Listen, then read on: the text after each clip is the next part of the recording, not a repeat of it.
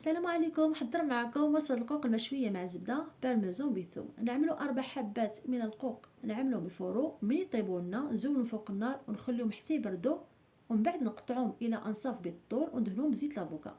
نعملوا الشوايه تسخنوا ونضيفوا انصاف القوق.